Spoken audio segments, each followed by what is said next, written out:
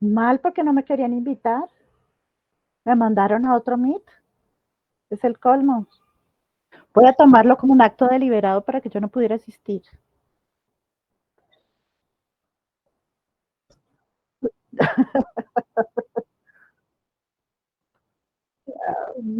Por favor, déjenlo arreglado en internet, porque todos cogimos justamente el que decía en la biografía del Instagram, como para que la gente, porque yo le dije hoy a los estudiantes que entraran, pero pues ellos deben estar buscando ese.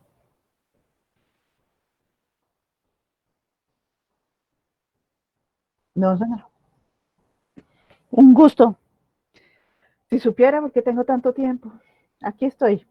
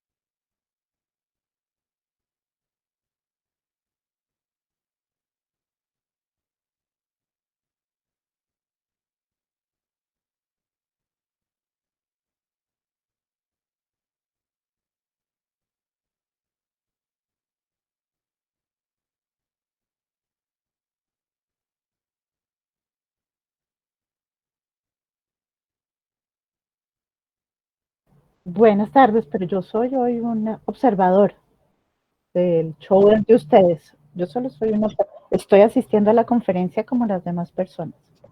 Vine a aprender.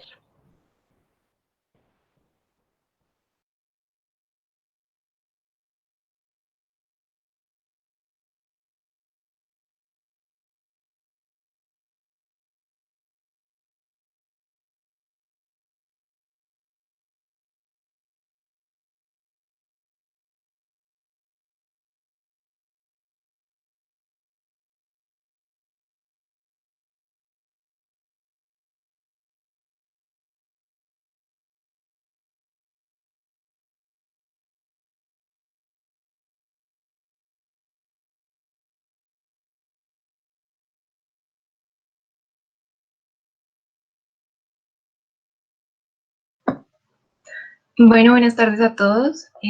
Gracias, Juan Camilo, por la presentación.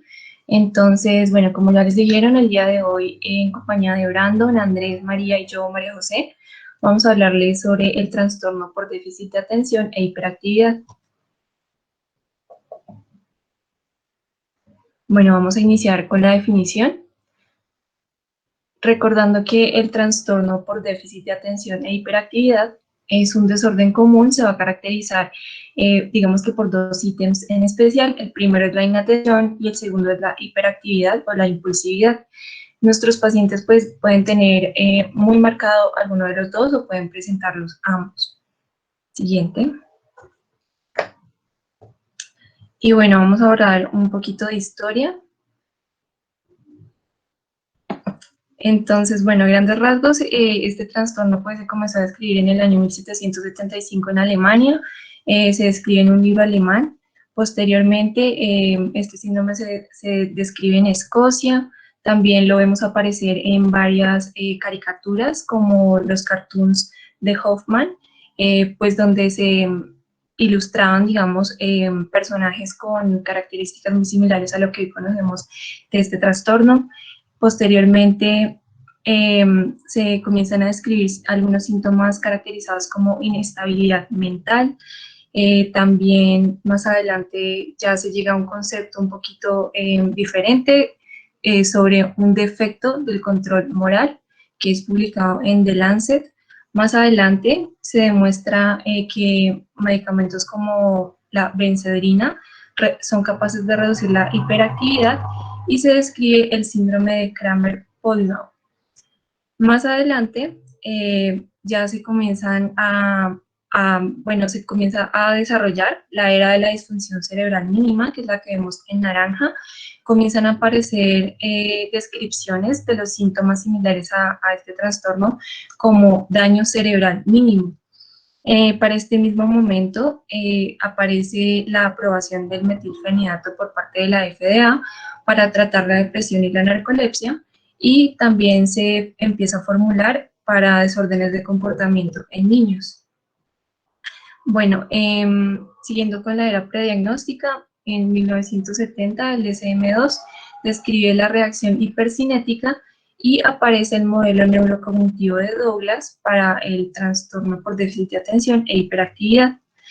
Más adelante ya aparece la era en la que se caracteriza como un desorden de déficit de atención. En este momento el DSM-3 operacionaliza los criterios diagnósticos. Esto fue significativo porque digamos que fue como un primer acercamiento a unos criterios claros y fueron claves como para ser base de varios estudios que se desarrollaron a partir de este momento. También se desarrollaron estudios en gemelos que documentaban la heredabilidad de este trastorno. Luego ya en el último color, que es como bueno rojo-café, encontramos ya la era del trastorno por déficit de atención e hiperactividad, donde nos describen un modelo murino de este trastorno. También se encuentran correlaciones similares tanto entre niños y niñas. Se encuentran algunas anomalías estructurales en las neuroimágenes, ya aparece el DSM-4 y se refinan aún más los criterios y se caracteriza como válido el trastorno en adultos. También se encuentra que se puede presentar con comorbilidades como ansiedad, trastornos del espectro autista o trastornos del estado del ánimo y disfunción ejecutiva. Bueno, ya para los 2000 más o menos, la CDC describe este trastorno como un problema serio de salud pública. Se comienzan a desarrollar estimulantes de larga acción y también los medicamentos no estimulantes comienzan a ser aprobados. Por otro lado, ya pues para el 2010, el omega 3 se comienza a considerar como un tratamiento débil pero efectivo. El DSM-5 ya en el 2013 cambia los criterios, más adelante lo vamos a ver. Entre ellos se extiende la edad de inicio a 12 años y ajusta criterios para adultos. También se comienza a utilizar la CBT para el trastorno en los adultos. Se descubren algunas inserciones genómicas y de lesiones que también vamos a caracterizar más adelante, y al igual que algunos antecedentes poligénicos moleculares. Siguiente, por favor. Bueno, ya en cuanto a epidemiología. Siguiente. Bueno, vemos que este es un trastorno común en jóvenes. En el 2017 se realizó un metaanálisis de más o menos 100 estudios. Se encontró una prevalencia en niños y en adolescentes de 5.3%. Sin embargo, pues se encontraron 3 variables metodológicas entre estos estudios. Entre ellos estaba la elección de los criterios de diagnóstico, la fuente de información utilizada, la inclusión de un requisito para el deterioro funcional, así como los síntomas para realizar el diagnóstico. Tras ajustar estos factores que les estoy diciendo, se concluyó que en general, siguiente por favor, la prevalencia del trastorno no difiere significativamente entre países de Europa, Asia, África y las Américas, así como en Australia. Aunque otros metaanálisis han encontrado tasas de prevalencia más bajas o más altas, presentan algunas limitaciones importantes. Entre ellas se describía que para caracterizar o para diagnosticar al paciente se utilizaban solamente los criterios del DSM y que se utilizaban también tasas simuladas. Por otro lado, también encontramos el sobrediagnóstico y el infradiagnóstico. Digamos que es algo que se ha hablado mucho con la modificación de los criterios, sobre todo en Estados Unidos. Y bueno, también se realizaron estudios, metaanálisis. En este artículo que nosotros trabajamos describían un metaanálisis de 6 estudios en el que se concluyó que en pacientes adultos la prevalencia era de más o menos 2.5%. Y siguiente, por favor. Y que aproximadamente 2/3 de los adultos jóvenes conservan los síntomas deteriorantes del trastorno en la edad adulta. En este caso, pues serían los síntomas funcionales, que podemos verlos en naranja. Siguiente, por favor. Bueno, entonces, como les dije, en 2013 el DSM-5 incluyó 3 cambios importantes. El primero fue que aumentó la edad de aparición de 7 a 12 años, disminuir el umbral de síntomas para pacientes mayores de 17 años de edad de 6 a 5 síntomas, y también permitir que se diagnostique el trastorno en presencia de un trastorno del espectro autista. Este tercer cambio, digamos que fue consistente también con el cambio, con la reconceptualización que sufrió el trastorno, a considerarse como un desorden del neurodesarrollo y no un desorden disruptivo del comportamiento. Siguiente. Y bueno, ya para finalizar con epidemiología, encontramos algunos factores sociodemográficos que también son importantes. Primero, pues que es más común en niños que en niñas, más o menos con una proporción de 4:1 en los estudios clínicos y de 2.4:1 en los estudios poblacionales. Por otro lado, también se describen pues que en las familias con bajos ingresos familiares se podía encontrar una mayor probabilidad de este trastorno. Por otro lado, también se encontró que el subempleo podía pues influir en digamos que en el desarrollo de estos pacientes, ya que tienen desventajas socioeconómicas que no permiten pues un tratamiento oportuno, digamos a nivel ocupacional. Ya más adelante pues vamos a ver que son pacientes que necesitan como que en todos sus entornos se tenga en cuenta su condición. También, pues, hablaba de que existía erróneamente una mayor prevalencia en grupos étnicos, perdón, pero que esto podía deberse a que existe, pues, inequidad y barreras en la atención de este tipo de poblaciones. Siguiente.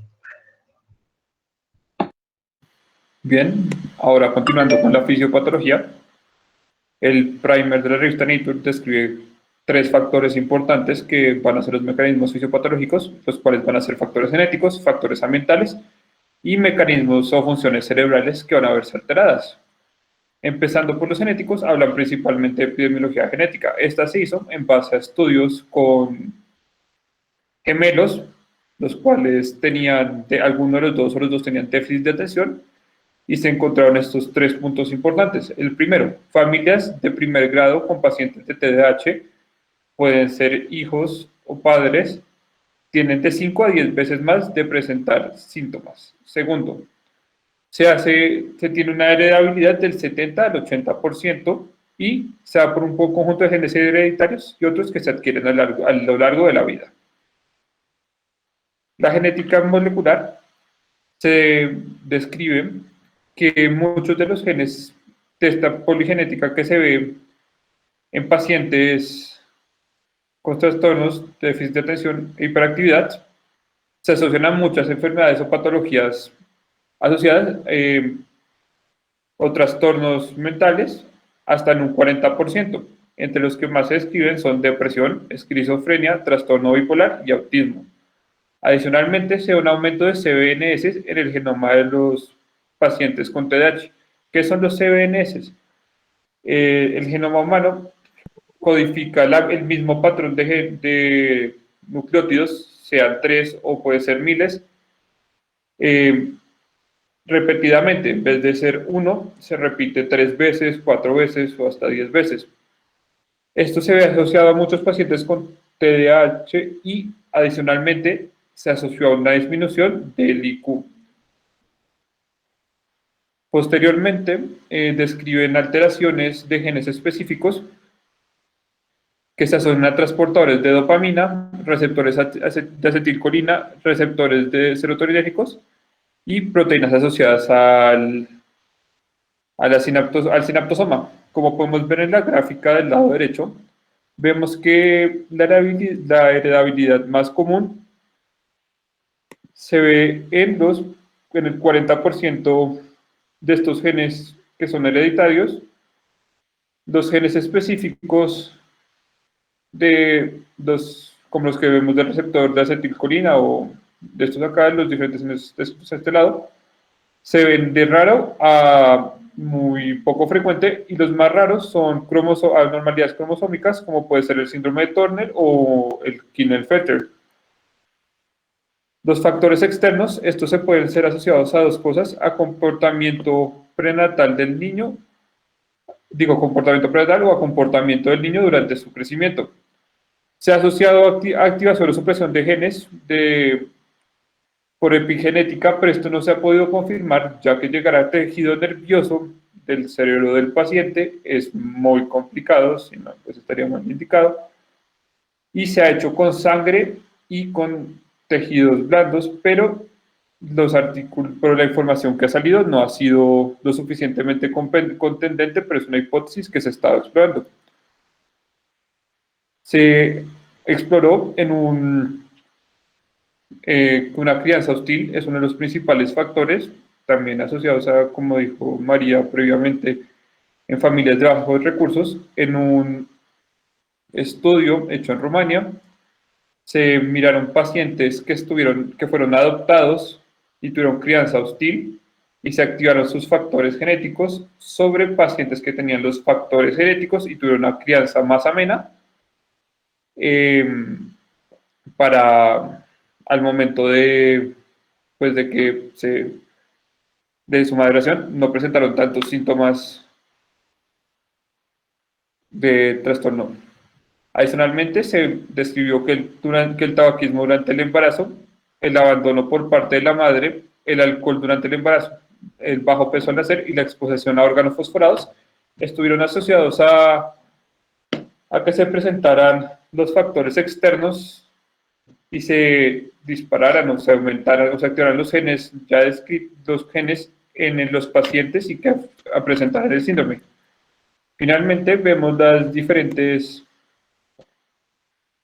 funciones neurológicas que se han visto alteradas. En el A podemos ver la corteza dorsolateral prefrontal, que está asociada a la memoria de trabajo, la ventromedial prefrontal, que está asociada a la toma de decisiones y plan estratégico, y a la alteración de la corteza parietal, que está organizada que está caracterizada a la atención.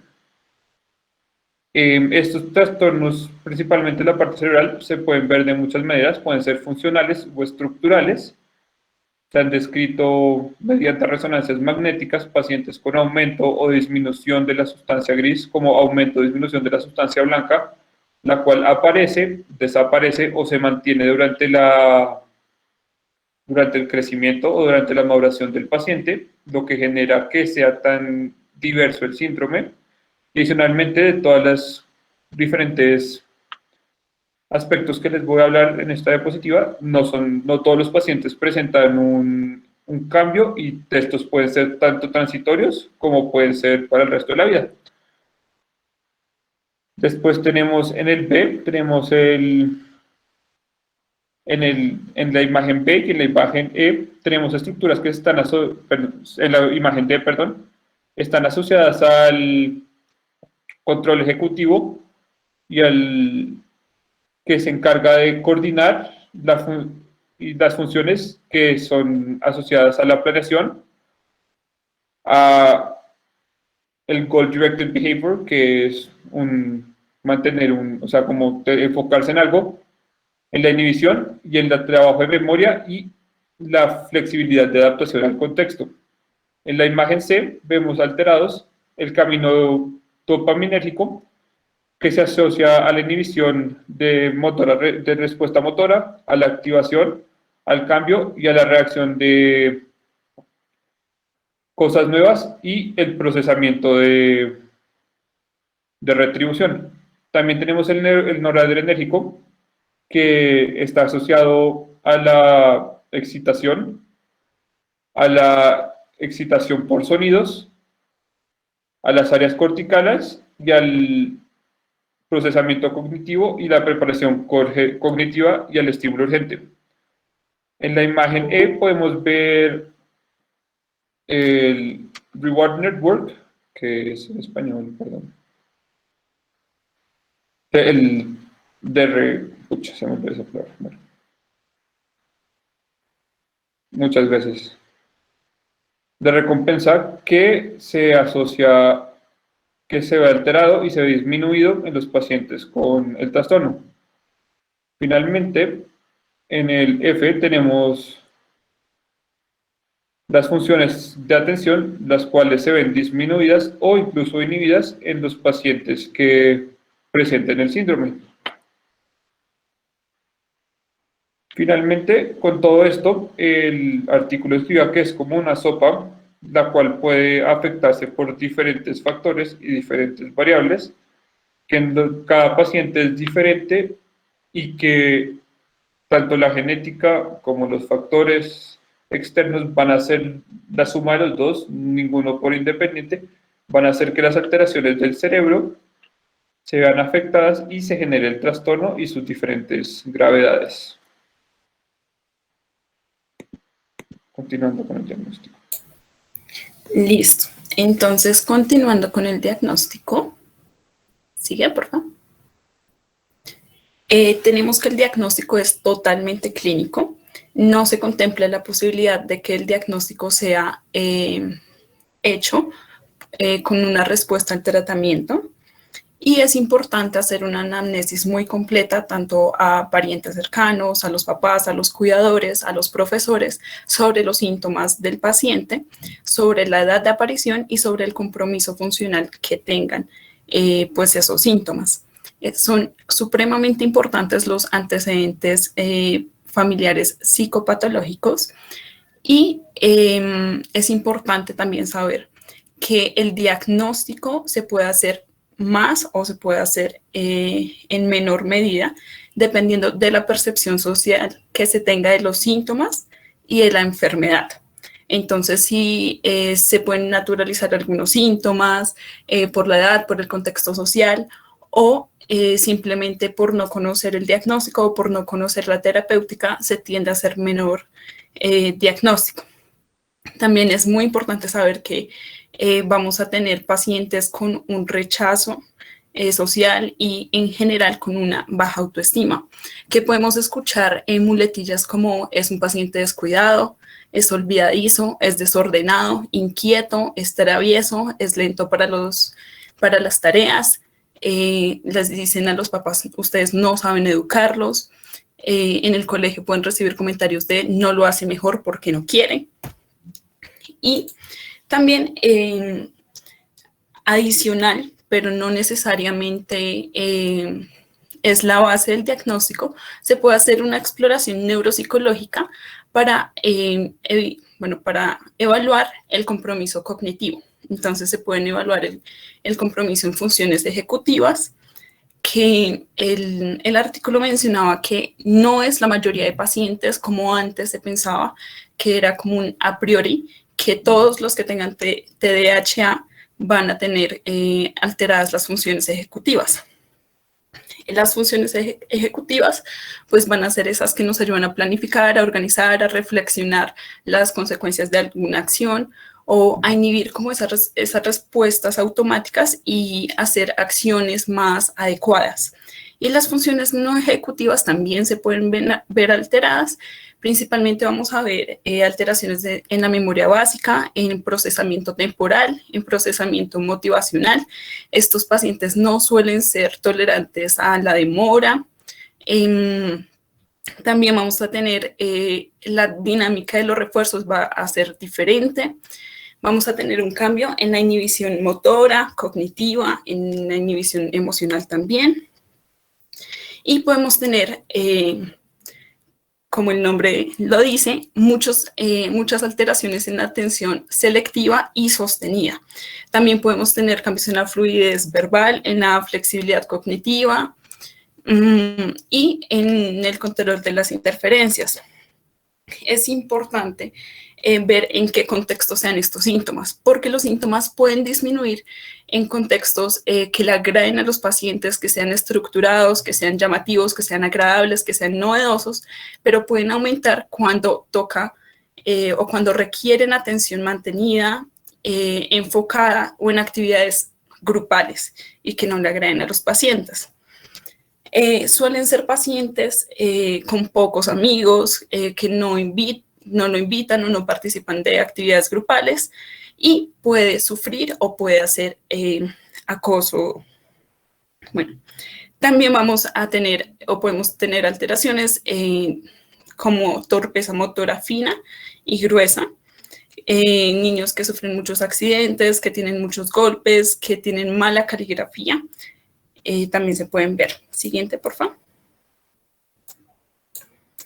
Listo. Entonces, como ya se ha mencionado varias veces, hay una heterogeneidad, no solo en la presentación clínica de paciente a paciente, sino de la presentación clínica del mismo paciente en distintas etapas de su vida.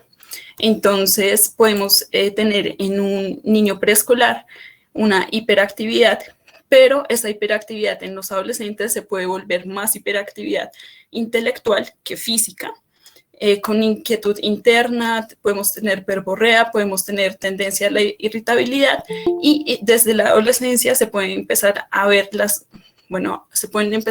más las comorbilidades que pueden mantenerse hasta la adultez. Siguiente, por favor. Entonces, aquí Es como un resumito por las edades. Entonces tenemos de 1 a 3 años, tenemos pacientes irritables, con variación temperamental, impulsividad, alteración en adaptación social y pacientes que suelen ser desobedientes. También podemos tener dificultad para el sueño, para el lenguaje y para el desarrollo motor. Ya en preescolares tenemos podemos ver menor intensidad y duración en el juego, que les gusta destrozar juguetes. Podemos tener también inmadurez emocional, gran inquietud e incoordinación motora, conducta desafiante y muchos accidentes.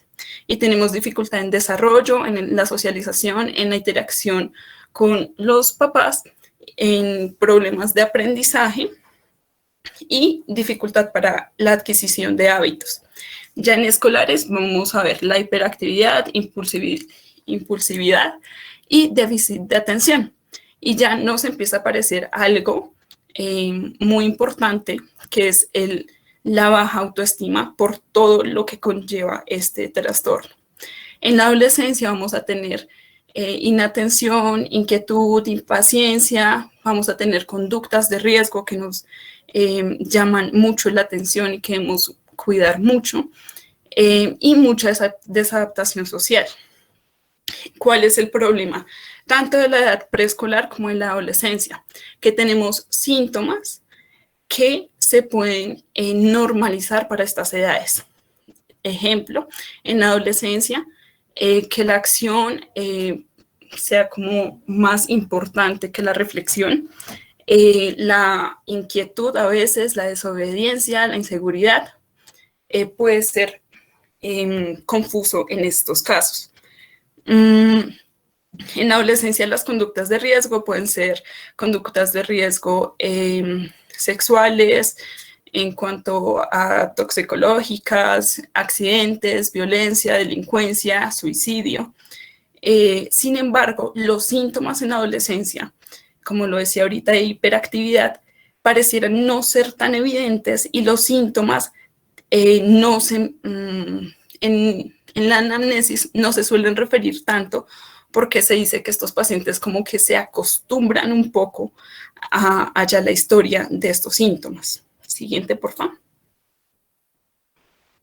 Entonces, las presentaciones para la clasificación de la DSM-5 son 5 principalmente, pero pues puse solamente 3, que son las que vamos a manejar. Entonces está la de predominantemente inatención, que se da más que todo en niñas y es la que más predomina en adultos, y está relacionado con trastornos internalizantes y generalmente se describe semiológicamente de una edad más o menos en diagnóstico de 5 a 7 años. En cuanto a la hiperactividad y la impulsividad, es menos frecuente esta presentación, se da más en niños, en preescolares, y se asocia con un mal pronóstico. Y la combinada, que pues combina inatención e hiperactividad, es la más frecuente, se da más en niños y más que todo en preescolares. El diagnóstico se suele dar en preescolares. Los otros 2 tipos es un TDAH especificado y no especificado. Listo. Siguiente, por favor.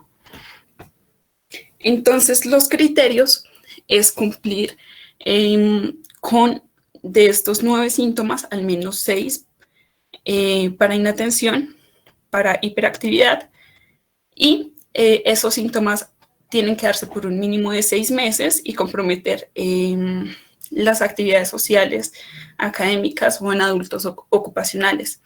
Entonces podemos tener solamente inatención, y si, digamos, tuviéramos solo inatención, cumplimos 6 de 9 de estos criterios. Entonces son pacientes que no prestan atención suficiente a los detalles, que, digamos, el enunciado, se le olvidó leer el enunciado de la tarea y se le olvida frecuentemente.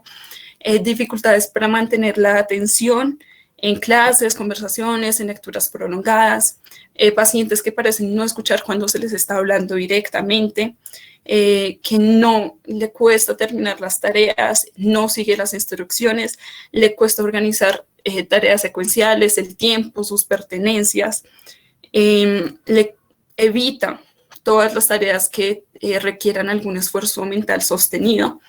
Se le pierden los objetos necesarios frecuentemente, los lápices, el móvil, el cuaderno, cosas que necesite y sean cercanas a las actividades que esté haciendo.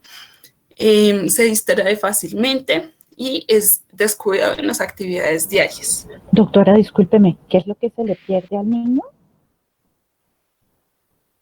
Objetos que esté utilizando en las tareas que está haciendo. ¿Cómo cuál?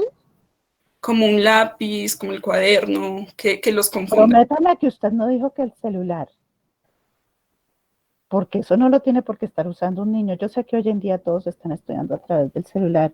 Esto es un desastre. Pero recuerden que por debajo de los 12 años los niños no deberían tener un celular. O sea, eso tiene que ver con nuestra crisis de la pandemia. Pero ayúdenme ustedes, por favor, a enseñarle a los papás que los niños por debajo de los 12 años no deben tener un teléfono celular. Porque nosotros no le estamos ayudando para nada a desarrollar los procesos atencionales, precisamente. Prométame que ustedes siempre se van a acordar de decirle a los papás que por debajo de los 12 años los niños no tienen celulares. Si necesita oír la clase, porque pues ahora es así, pues el papá le presta para la clase y luego se lo quita. Que haga la tarea y luego que lo devuelva, porque los niños no tienen por qué estar con celulares en la mano. Por debajo de los 12 años ni necesitan ni deben tener celulares. Ya. Listo, gracias.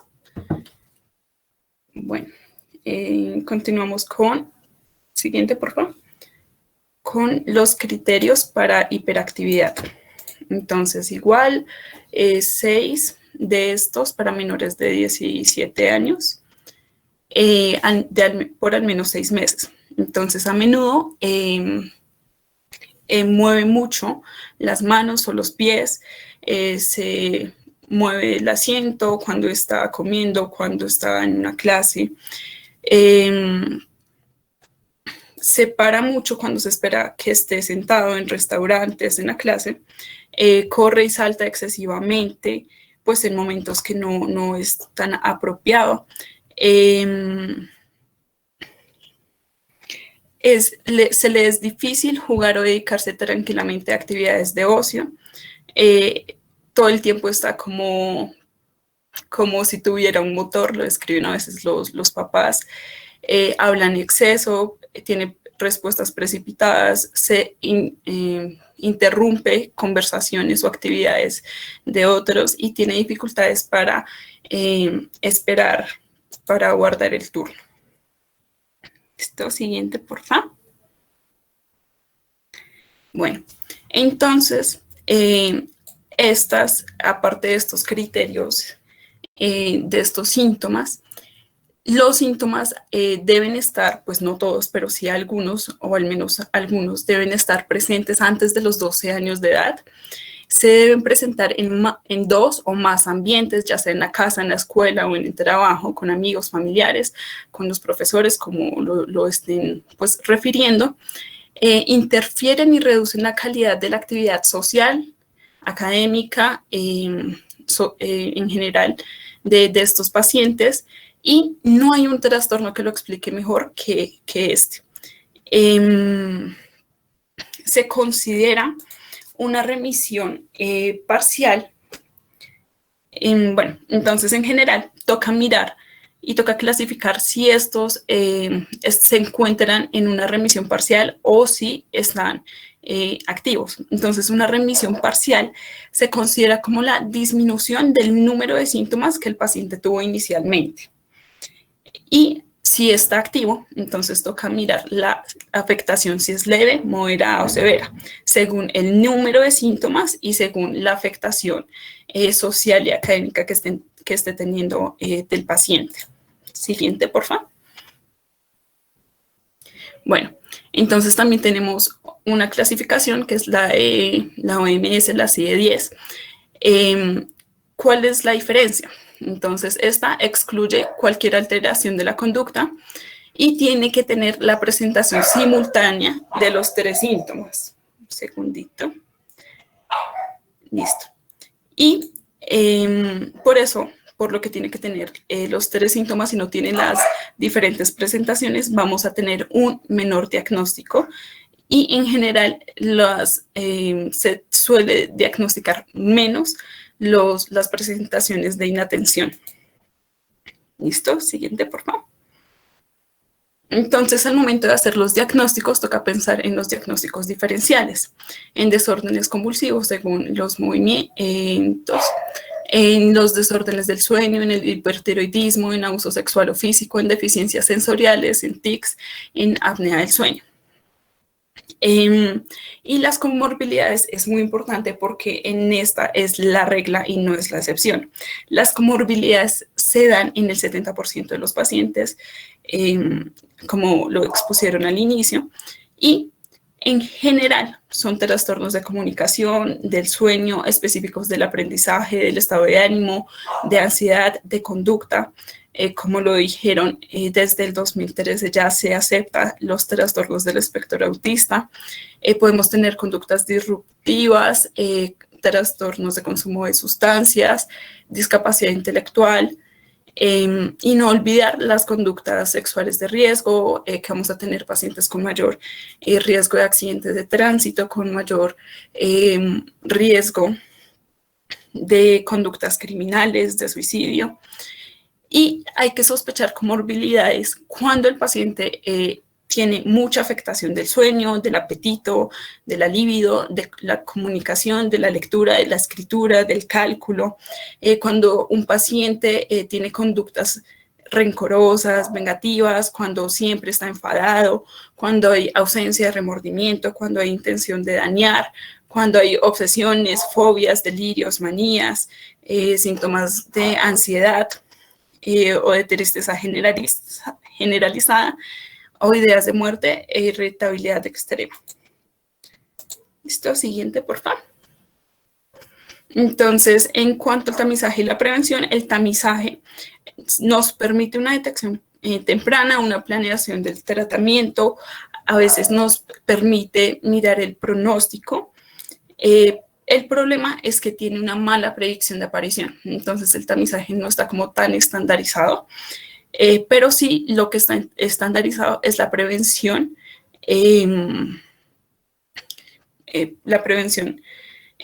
pues ya primaria, con el control de los factores de riesgo.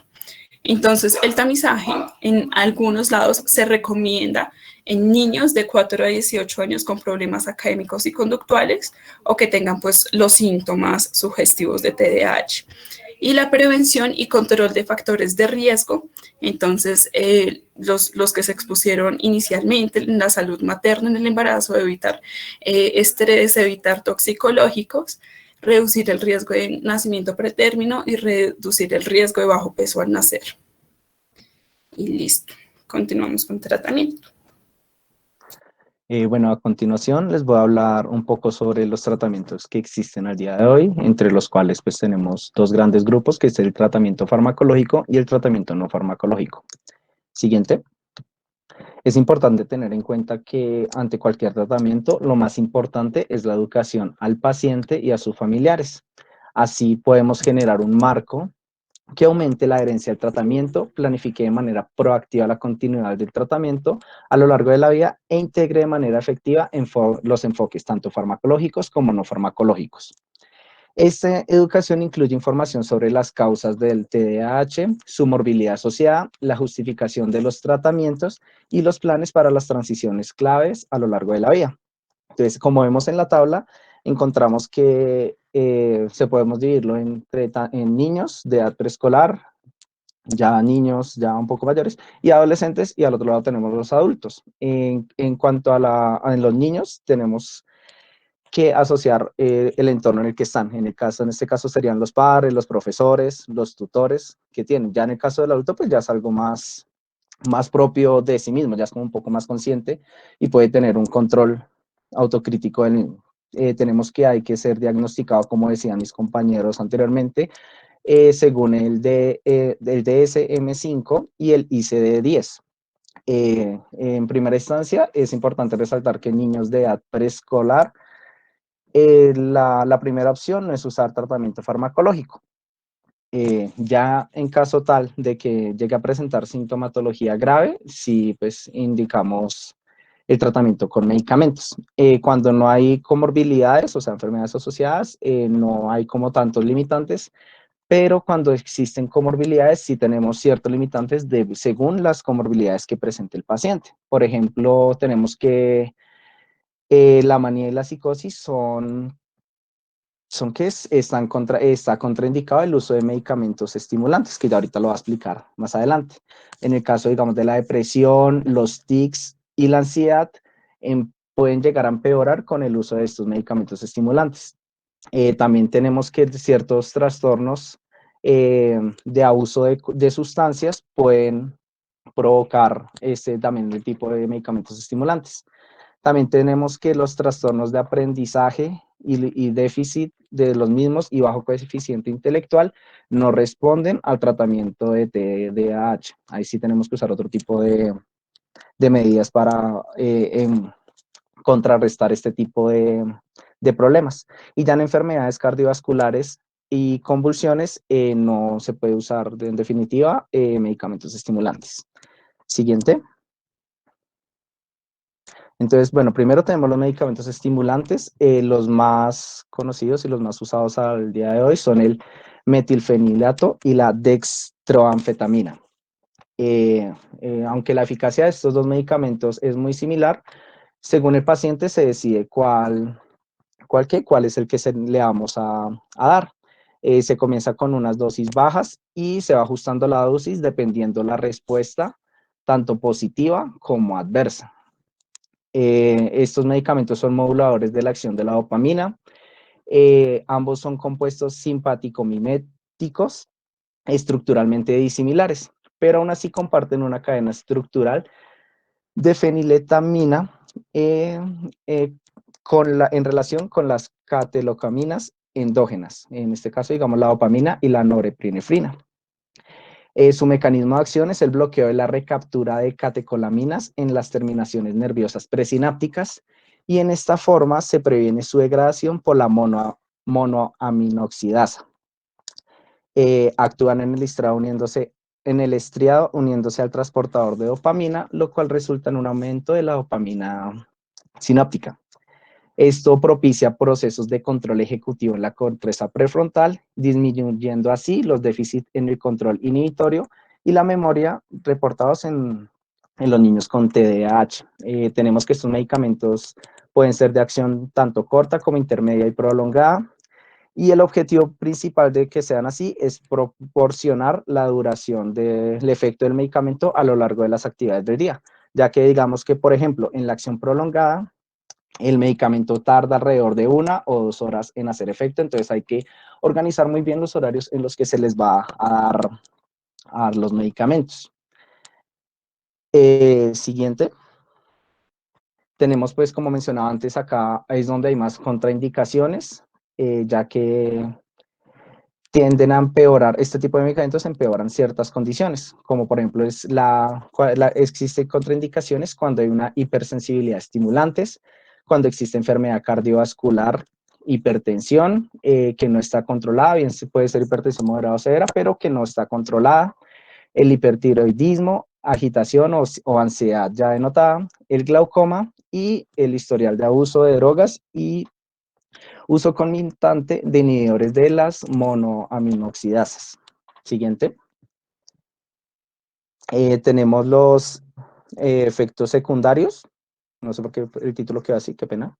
En los efectos secundarios, en la parte izquierda encontramos los que son más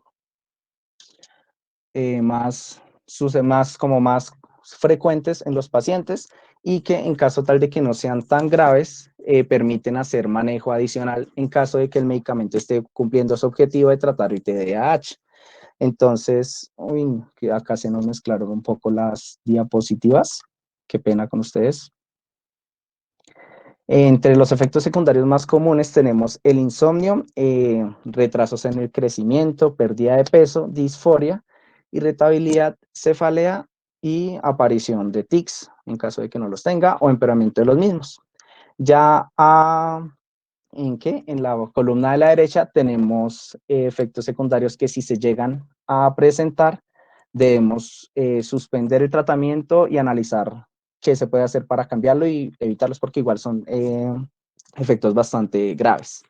Siguiente. Bueno, ya tenemos los medicamentos no estimulantes. En este caso encontramos la atomoxetina y la clonidina. Estos son inhibidores selectivos de la recaptación de la noradrenalina. Su efecto positivo dura durante todo el día y pues la idea es, digamos, que se puede administrar en una sola toma en la mañana. También pues existe también las 2 dosis para prolongar el efecto a lo largo del día. Entre los beneficios que presenta, digamos, frente a los tratamientos estimulantes es que no tienen potencial de abuso, han llegado a mejorar la ansiedad y no empeoran los tics. Así como les decía, que el efecto se mantiene a lo largo del día o entre las tomas. La única cuestión con estos medicamentos es que sus efectos se ven a largo plazo. O sea, si el paciente empieza con el tratamiento, no va a haber inmediatamente los efectos del medicamento, sino ya tiempo después. Siguiente. Entonces acá tenemos el árbol de decisión de tratamiento, en el cual vamos a analizar según comorbilidades y otro tipo como de limitantes que puede llegar a la hora de, de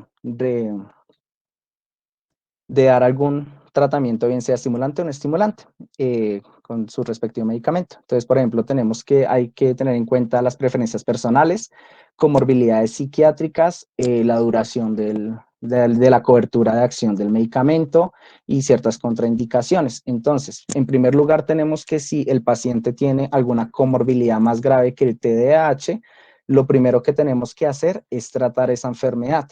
Cuando ya lo hayamos hecho, ahí sí podemos empezar el tratamiento con TDAH. Entonces, acá empezamos a dividir si la persona tiene algún tipo de contraindicación contra los medicamentos estimulantes o tiene algún tipo de preferencia personal para la elección del mismo. Entonces tenemos, si la persona sí tiene contraindicaciones contra estos medicamentos, es cuando optamos por los no estimulantes.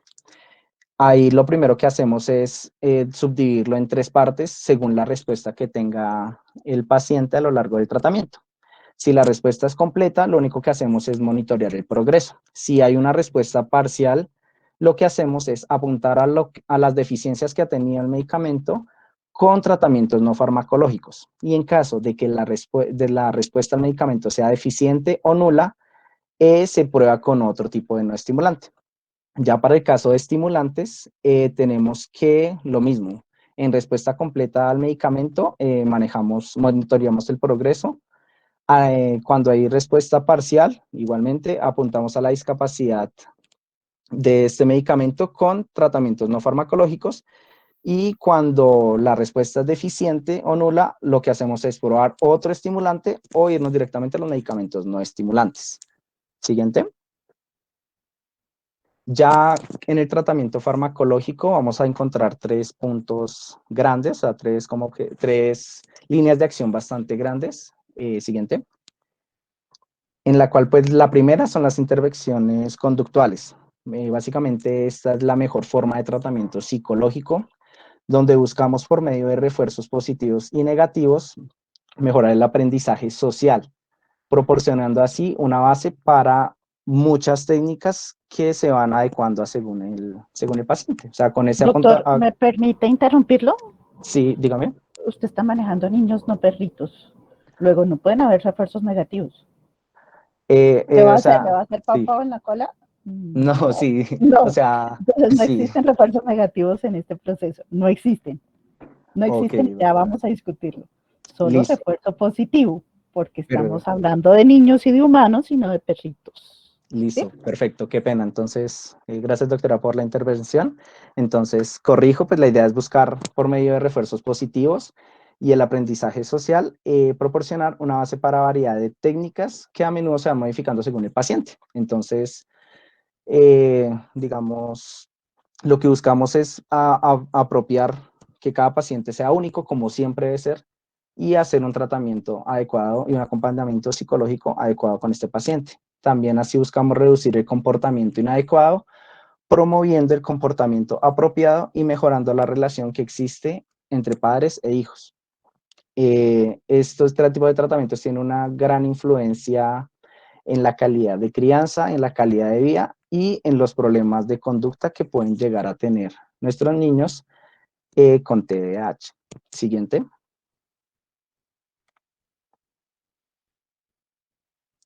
Ya por otro lado tenemos las intervenciones dietéticas, que lo que buscamos es como hacer o un suplemento de algún déficit que pueda presentar nuestro niño. En este caso podemos agregar ciertos ácidos grasos libres, vitaminas o algún componente ya vegetal. Y por el otro lado tenemos ciertas exclusiones, que lo que queremos es quitar de la dieta, por así decirlo, aditivos artificiales que son nocivos para la salud y abordar intolerancias idiosincráticas. Siguiente. Ya en el último ítem del tratamiento no farmacológico, tenemos las intervenciones neurocognitivas. La primera de ellas se llama neurofeedback, que es un tratamiento neurocomportamental destinado a la adquisición de autocontrol sobre determinados patrones de actividad cerebral y la aplicación de estas habilidades en las actividades de vida diaria. Consiste en sesiones donde se le colocan a nuestro niño uno o varios electrodos en el cuero cabelludo, cerca a los lóbulos de las orejas. Estos electrodos lo único que hacen es recoger la información sobre la actividad eléctrica que está teniendo el cerebro de nuestro niño en ese momento. Pues en tiempo real. Ya con esta técnica, pues ya que aclaramos que es una técnica totalmente inofensiva, nada invasiva, y el formato es una especie de videojuego. Entonces, en sí no tiene un joystick, un teclado, sino simplemente es su cerebro. Cada vez que el patrón de ondas cerebrales se acerca al patrón objetivo, se anota la marca. Y la idea es poder entrenar, educar a nuestro niño para que pueda modificar la actividad de su cerebro en función al objetivo y a la recompensa. Por otro lado, pues ya tenemos enfoques neurocognitivos que se dirigen a funciones como la memoria de trabajo. Esto es, digamos, mediante el uso, pues ya en niños ya mayores, o sea, no precisamente, ya pueden ser ya niños mayores de 12 años. El uso de computadoras, cuyo enfoque se entrenan funciones cuyo enfoque es entrenarlos en funciones de varias sesiones que desafían continuamente la competencia del paciente para aumentar la dificultad y mejorar con respecto a ella. Creo que mi compañero se le cayó el internet porque nos quedamos sin presentación. Sí, espérame, ya proyecto. Vale, listo. Muchas gracias, María.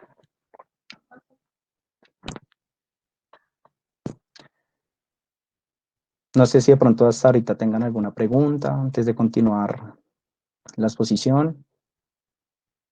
Ok, ya volvimos.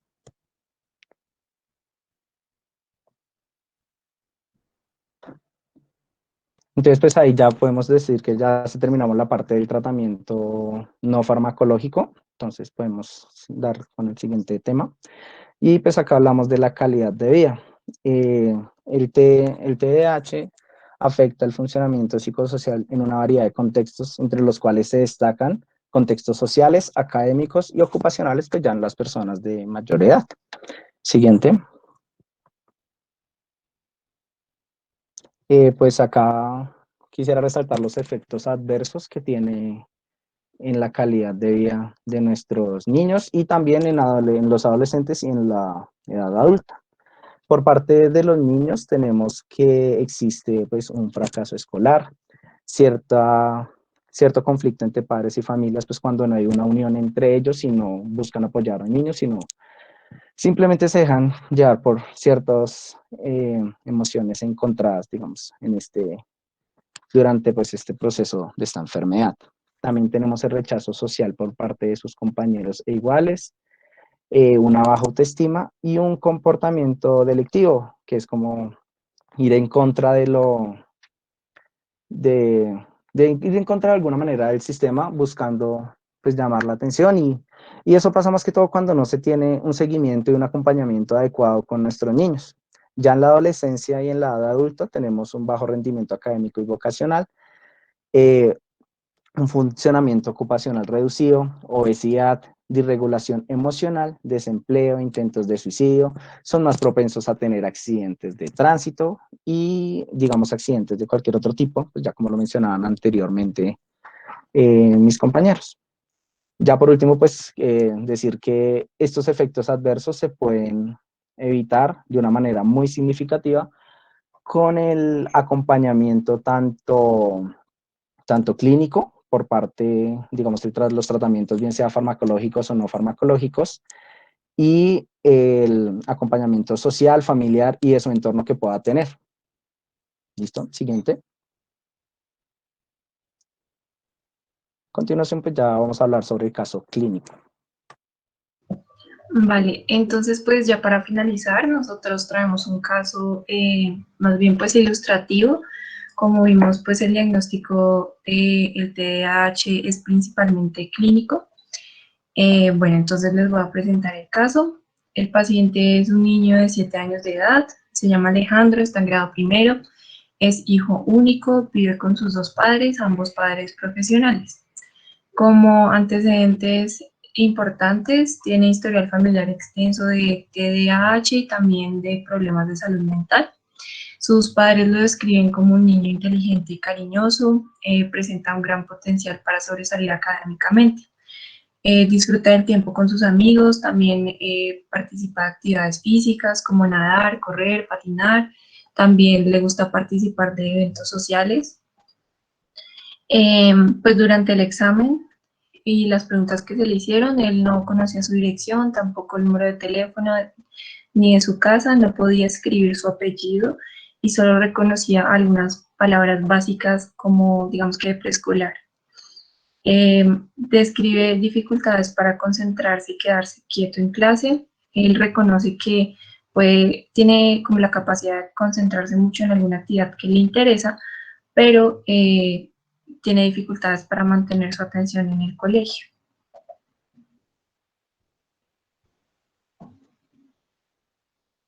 Bueno, otro dato importante del colegio es que los papás notan que es fácil de ser guiado o influenciado por otros niños y, y bueno, su profesor también lo describe como socialmente inmaduro, que puede demostrar comportamientos como en búsqueda de atención. Bueno, por otro lado, sus padres y el maestro indican que Alejo está inquieto, a menudo necesita recordatorios para ayudarlo a concentrarse en alguna tarea. Dicen que se la pasa corriendo para todo y presenta dificultades para escuchar y seguir instrucciones, esto desde el grado transición. El profesor de Alejandro indica también que a menudo como que se le escapan respuestas y llega a interrumpir a sus compañeros o incluso la clase que se está desarrollando. Alejandro reconoce este comportamiento, pero dice que no puede evitarlo a pesar de que lo intenta con todas sus fuerzas. Por otro lado, la mamá escribe que siempre ha tenido problemas para conciliar el sueño, que a veces se despierta en medio de la noche y se demora bastante tiempo, de 1 hora o 1 hora y media, en volver a conciliar el sueño. También informa de dificultades en el lugar para seguir las rutinas, para recordar las instrucciones. Ella describe textualmente que nos cuesta mucho que haga las cosas, se ha vuelto muy difícil, además no le duran los útiles escolares. Sus padres describen, por otro lado, reactividad emocional y comportamientos de confrontación. Esto ocurre en el hogar y también en el colegio. A veces parece que no nos escucha. Y bueno, entonces con las características que les acabo de contar de este paciente, pues como vemos con lo que nos explicó María, él cumple con varios criterios de tanto de inatención como de hiperactividad, lo suficientes para ser diagnosticado con trastorno por déficit de atención con hiperactividad de tipo combinado. En este caso, pues lo que ellos planteaban era un abordaje principalmente conductual inicialmente, digamos que no, por ahora pues no abordaban el tema de un abordaje con estimulantes. Doctora, le falta que me complete el diagnóstico. ¿Qué le hará falta de lo que decían los criterios del DSM-5? Entonces, listo, usted ya me nominó los síntomas, ¿cierto? Que dijeron que eran 6 o más. Sí, ¿Listo? señora. ¿Qué más decía el DSM-5 que hay que cumplir? La duración de los síntomas. Ajá, esa no me la ha contado. ¿Cuánto tiempo lleva así? Pues aquí decía que desde el grado anterior, él está en Ya, primero y era desde ahora sí. trastorno. Check, listo. Listo. Tiempo. ¿Qué más? Mm, que afecta varias esferas de su vida, Que esté en tanto 2 o más contextos, ¿cierto? sí, Entonces, los papás se quejan, el colegio se queja.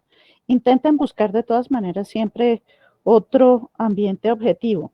Por ejemplo, la familia extensa. A veces le dicen a uno, yo no le veo nada al niño, pero pues los primos no se lo aguantan. Y ya uno asuma ahí, ¿no? Ese es otro contexto. ¿Qué más? pues los síntomas están interfiriendo en su calidad de vida. El síntoma interfiere claramente en su calidad de vida. ¿Y qué más? Pues que no se pueden explicar por otra cosa. Ese es el pedazo que nadie nos ha contado, ¿cierto, doctora? Si ya están seguros que los síntomas no son explicables por otra condición. Eso no nos lo han contado, pero vamos a creerles que ellos lo miraron. Solo para recordarles que no es solamente contar síntomas, sino hacerlos en el contexto de todo lo que solicita el diagnóstico del DSM-5. ¿Listo? Siga, doctor. Vale, doctora, gracias. Bueno, entonces lo que ellos nos plantean como tratamiento es que Alejandro participe en un programa de terapia cognitivo-conductual que logre enseñarle estrategias para manejar su enfoque en los múltiples entornos, también que le enseñe sobre autorregulación y control. Por otro lado, pues he estado trabajando en un programa de desarrollo de capacidades para promover cambios en el comportamiento con el objetivo de mejorar su desempeño a nivel escolar. También se han implementado adaptaciones con el colegio para mejorar la capacidad de Alejandro de recibir, perdón, ahí es recibir instrucciones, de entender las instrucciones, de pedir ayuda cuando la necesita, también de asumir las responsabilidades pues, que tiene en su hogar y también las que tiene en el colegio. Muchas gracias y bueno, para finalizar incluimos dos recomendaciones. No sé si mis compañeros quieran abordarlo. Bueno, dale. Pues el primero es un control random en el cual cogieron 40 pacientes, 11 hombres, 13 mujeres, en los cuales se hicieron dos grupos, un grupo control y un grupo en el cual se estimuló con actividad física anaeróbica para ver cuál es el mejor tratamiento. Pues para no decir más, los dejamos para que los lean y espero que alguno de los dos sea y el siguiente es un reporte de caso que, pues, curiosamente la doctora habló sobre los celulares y no usarlos a esa edad, pero es una aplicación que están usando, por ahora va en versión 3, para mejorar la concentración de los pacientes. Entonces sería como interesante. Espero que alguno de los dos vayan a estar para el club de revista de el final de mes, que creo que es el tema que es el mismo tema.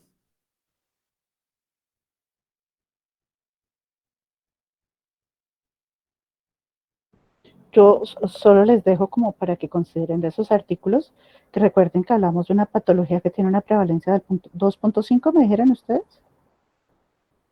Sí, señora. Yo no sé si 14 pacientes son una muestra significativa para un ensayo doble ciego aleatorizado. Solo como para que lo analicen. Pero pues como yo vine a aprender, yo oigo a los residentes de neuropediatría que nos acompañan, si ustedes quieren hacerles algunas aclaraciones a los muchachos al respecto de lo que hablaron. Y luego oyen la experiencia del paciente. Hola, buenas noches. Bueno, quizá una aclaración es que cuando estaban hablando acerca de eh, el- los síntomas que rodean ese trastorno de déficit de atención y hiperactividad, alcanzaste a decir que había un compromiso del desarrollo motor, del desarrollo del lenguaje pero pues realmente lo que yo espero es que estos pacientes no hayan tenido antecedentes ni de retraso del lenguaje, ni de retraso motor, ni de compromiso en la esfera social, ¿sí? En principio son pacientes que yo espero que hayan tenido un neurodesarrollo sano, lo que me lleva a la segunda observación, que es que cuando presentaste el caso clínico, habría sido muy interesante saber todos esos factores de riesgo neurológico que pudo haber tenido este paciente, ¿sí?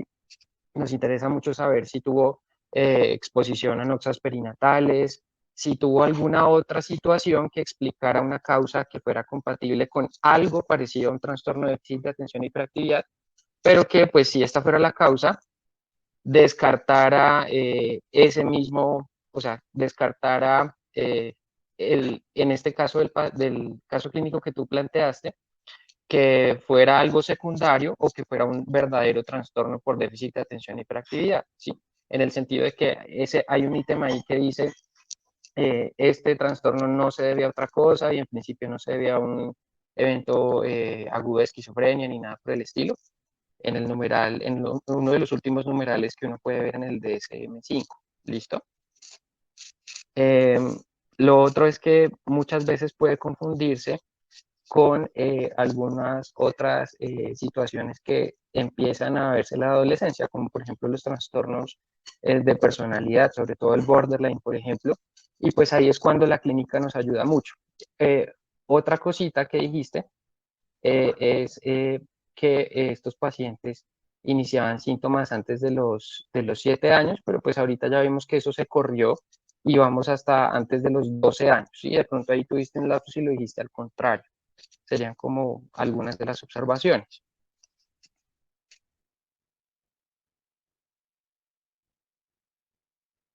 Gracias, doctor.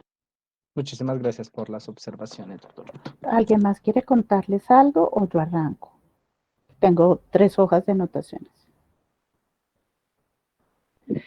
Sí, buenas tardes para todos. Mi nombre es Sofía Pérez. Yo soy residente también de neuropediatría. Con respecto a lo que hablabas de tratamiento, pues sí está muy bien el tema de terapia cognitivo-conductual. De pronto, cuando hablaste de neurofeedback, recordar que, pues teóricamente, un beneficio, pero en el momento el nivel de evidencia no da para que lo estemos recomendando todavía. De la parte no farmacológica, la parte de terapia cognitivo-conductual, el tema de medicamentos, pues igual lo que hablaste está muy bien. Hay otros medicamentos en caso de que estén contraindicados los de primera línea. Lo que decía mi compañero, importantísimo en la parte clínica siempre saber que el niño debe ser un niño cognitivamente sano, además de hacer el checklist de todos los síntomas que ya nos mencionaron. El tema de comorbilidades es un tema muy, muy importante en estos niños, manejar toda la parte de trastorno de ansiedad, si además de esto también tiene algún tipo de depresión, algún otro tipo de trastorno del aprendizaje. Muchísimas gracias, Sofi, por... Entonces, yo iba a hablar de, evidentemente, yo creo que la anotación más importante es que ustedes tienen que hacer una diferencia entre qué es un síntoma de inatención e hiperactividad, o lo que algunos han llamado el síndrome de déficit de atención. La inatención y la hiperactividad es un síntoma, no en principio una enfermedad, versus tener el trastorno por déficit de atención e hiperactividad, que es como lo está descrito en el DSM-4, 5 y 4 y 3. De hecho, desde el 3 está mencionado como disfunción cerebral mínima. ¿Por qué? Porque ustedes ven, por ejemplo, fíjense que los criterios del DSM-5 les dicen a ustedes que no haya otra cosa que lo explique mejor. Pero cuando ustedes estaban empezando a hablar del tema, me dijeron que tenía relación con esquizofrenia, trastorno bipolar. Pues eso explica mejor el trastorno que un déficit de atención. O sea que inmediatamente, pues el diagnóstico se excluye, ¿cierto? Si tiene esquizofrenia, pues ya no puede tener un TDA. Si tiene un déficit cognitivo, ya no puede tener un TDA, porque es una condición que explica mejor porque no pone atención, porque no tiene una adecuada función ejecutiva y porque no lo... Entonces, una cosa es que el niño sea inquieto, inatento, distraído, impulsivo, y para eso pueden existir 10 millones de razones, ¿cierto? Podemos arrancar de hecho con la peor enfermedad que tenemos nosotros, que es el maltrato infantil. Si al chino le pegan todos los días, pues ustedes creen que va a poner cuidado en el colegio, pues ningún cuidado, eso no va a poner atención, ¿cierto? Entonces una cosa es mirar el síntoma y otra mirar si conforma un síndrome completo como el que está descrito en el DSM-5. Por eso yo siempre he dicho que la dificultad del diagnóstico no está en contar los síntomas, porque los síntomas están ahí, esos son fáciles y los papás llegan con una retahíla súper evidente y entonces pues ya uno dice, listo, ahí están los síntomas. El arte en este diagnóstico es saber qué no es, porque el diagnóstico diferencial puede ser a veces muy complejo y realmente ahí es en donde está el encanto de hacer el diagnóstico y salirnos de un síntoma y llegar a un trastorno o un síndrome, a una condición específica como la que está descrita. Entonces, ¿qué problemas tenemos? Que en la literatura frecuentemente mezclan todo. Por eso vuelven y les dicen a ustedes que si tiene un trastorno bipolar también puede tener un TDA, no puede tener las dos cosas, porque el bipolar explica mejor los síntomas de inatención e impulsividad. No puede tener una esquizofrenia. Y de hecho tengo una discusión muy grande con el DSM-5, pero si tiene un autismo, pues esa es una mejor explicación a por qué tiene una disfunción ejecutiva que tener un TDA, pero bueno, el DSM-5 lo incluyó ahí, pues ya qué hacemos si ellos son los sabios, pero ellos mismos se contradicen, porque después dicen que no haya una condición que explique mejor lo que está pasando, ¿ya? Uno de los diagnósticos diferenciales muy importantes para nosotros en nuestro medio es el déficit cognitivo. Luego, digamos que una de las primeras cosas que uno debe hacer en estos casos es estar seguro de que el chico no tiene un déficit cognitivo. Obvio, si para mí es más difícil entender, aprender, procesar la información, yo soy más distraído, soy más inquieto, me desespero, me pongo ansioso y no tiene que ver con tener un trastorno por déficit de atención, tiene que ver con que, pues para mí, evidentemente es más complejo. Esto tiene una base genética y pues obviamente en estas diferentes prevalencias, el problema es que como ustedes mismos dicen, los estudios a veces sobrediagnostican, cogen todos los niños con el síntoma de inatención y no que llenan los criterios de trastorno por déficit de atención y hiperactividad, o a veces subdiagnostican, porque evidentemente el niño que es quietico y calladito allá atrás, englobado echando globitos, pues como no molesta y no interrumpe la clase, pues es un alma de mi Dios y nadie lo cuenta, ¿no? Entonces, eso puede pasar con los estudios de prevalencia. Sin embargo, debemos decir, me llama siempre la atención que ustedes ignoren la literatura local. Colombia es uno de los países pioneros en estudios de prevalencia de déficit de atención en Latinoamérica. El grupo de la Universidad de Antioquia tiene unos trabajos muy interesantes y para ellos la prevalencia del déficit de atención en el departamento de Antioquia puede oscilar entre el 12 y el 15% de los niños escolarizados. Por alguna razón que nosotros no entendemos, el gen paisa, qué sé yo, la arepa sin sabor, alguna cosa de esas, debe generar que estos chicos, por alguna razón que nosotros no entendemos, tienen claramente mayor prevalencia del déficit de atención y esos estudios han sido evaluados, reevaluados, recontraevaluados, le buscaron en donde ellos estaban equivocando, la prevalencia en Antioquia es muy alta, y es real, ¿ya? Luego aquí no tiene que ver con eso, sino con que hay unas variantes probablemente poblacionales. En Colombia ya están estudiados los genes que están relacionados, los que más comúnmente se conocen como en relación con déficit de atención para los niños en Colombia son para el receptor de dopamina D2, D4 y para serotonina. Son los genes que se han relacionado. Esa genotipificación de los niños con TDA ya se conoce en Colombia, ¿ya?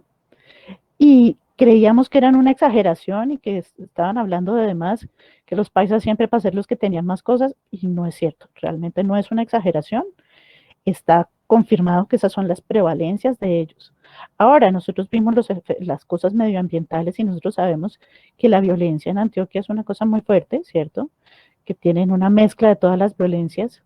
Luego, digamos que uno espera que estos niños en esas condiciones socioambientales pues tengan una mayor probabilidad de tenerlo y entonces viene la discusión si considerando que tienen tantas dificultades socioambientales, yo los debería llamar un déficit de atención o no, pero pegados de los criterios del DSM-5, pues estos muchachos cumplen los criterios.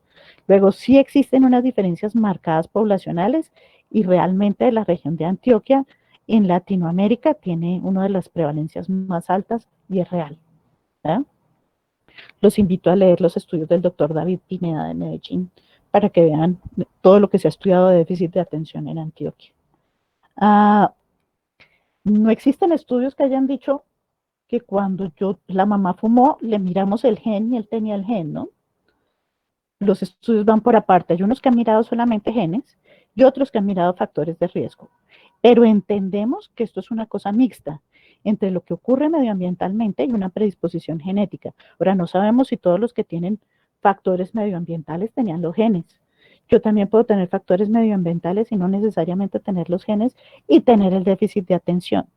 Recuerden que en factores de riesgo no necesariamente los factores de riesgo me tienen que llevar a tener déficit cognitivo. Yo puedo tener otras alteraciones intermedias por el camino, como trastornos del aprendizaje o déficit de atención. Y pues, de hecho, hay descritas muchas más cosas. Incluso está descrito el déficit de atención como una secuela de meningitis. Luego, digamos que muchos factores medioambientales que no obligan a tener el gen, usar de atención. Es importante que ustedes sepan que las neuroimágenes solo se han utilizado con el fin de confirmar teorías fisiopatológicas. No hay diagnóstico por neuroimágenes de TDA que se haya medido más o menos sustancia gris o sustancia blanca. No se considera un cambio estructural. Lo usual es que estos niños no tengan lesiones estructurales, ¿ya? Y esas mediciones que se han hecho de volumetrías, de tactografías, solo sirven para que nosotros hagamos como una comparación y confirmemos algunas de las teorías de conectividad que se relacionan con el déficit de atención, pero esos hallazgos no son hallazgos patognomónicos y no se consideran unos hallazgos diagnósticos del déficit de atención, ¿ya? Si bien no todos los niños con déficit de atención tienen una disfunción ejecutiva, por eso el diagnóstico es meramente clínico.